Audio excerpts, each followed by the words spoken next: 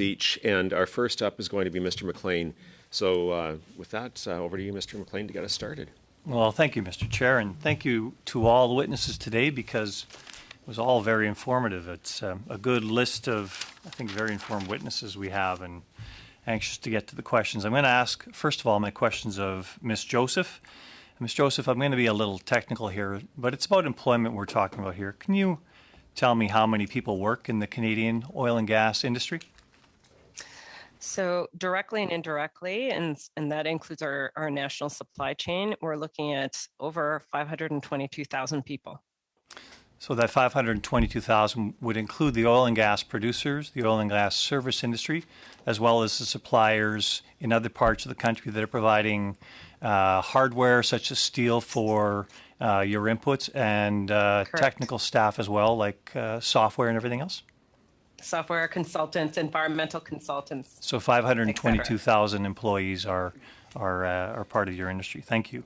Do you know how many direct employees at the Natural Resources Canada are employed, either exclusively or mostly, that deal with the oil and gas industry in Canada?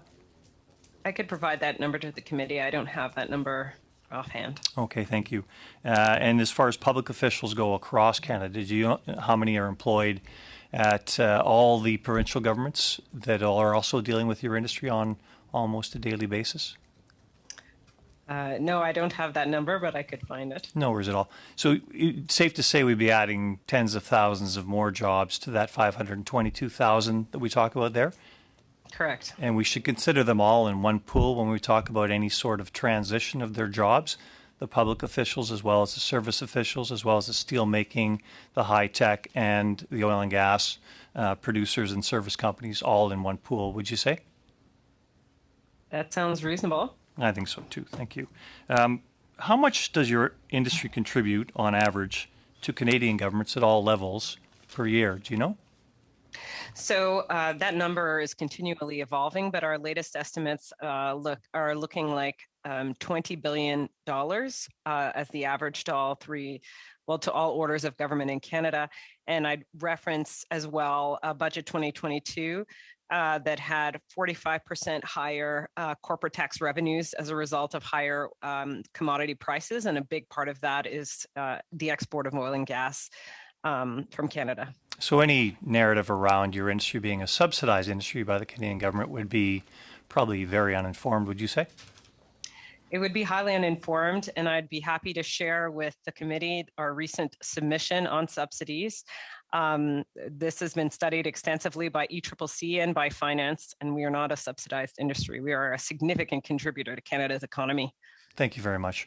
When we talk about the evolution of energy supply and demand, and you mentioned hydrogen, but there's also carbon capture, utilization, and storage, all of which are about decarbonizing our energy supply chain. Where do you think those jobs are going to come from? Because they're going to be highly technical. They're going to be people that are trained in the sciences, but also have some technical training in the field. Where do you think those jobs will most likely come from? Well, our industry has made significant commitments around emissions reductions. Our oil sands producers have committed to be net zero. Carbon capture and sequestration are an important part of that. And the kind of economies of scales and volumes and concentrations we're talking about mean that our industry is going to be an important starting point for carbon capture and sequestration in Canada. Thank you. Can you tell me, because you touched on it in your comments, how many jobs are associated with your members' building of LNG Canada, the largest project that's ever been built in Canada? Can you tell me how many people are employed in that build, please? Many, many thousands, both in terms of the facility itself, but also the Coastal GasLink pipeline, which is still being constructed and is going to supply that facility with energy. And given global demand, there's a lot of interest of seeing how to maybe expand that project. That's interesting. And can you also tell me how many or what percentage of those workers on those two combined projects are Indigenous workers? Is that available?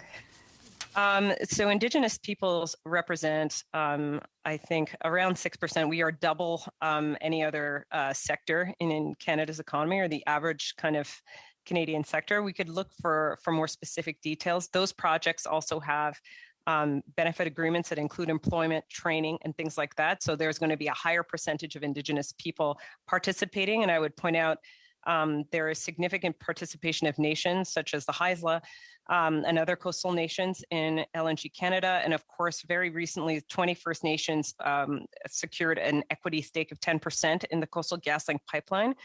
And so many nations are finding a path to prosperity, but also to contribute to global emissions. Thank you very much. I'm just short of time here. I apologize. Just as a comparison, how many jobs were involved in building the 12 facilities in the United States for LNG export that are either built or in the process of being built right now? Do you know how much employment was involved in those builds? Very significant employment, and I can find the numbers. And of course, there's growth there now because of global demand. Yeah, and would there be similar numbers employed in Australia as they've continued to ramp up LNG export for the world's needs as well? Yes. Okay, thank you very much. Mr. Chair, do I have any time? There are 2 seconds. I got 2 seconds. Thank you very much. I'll come back. Great.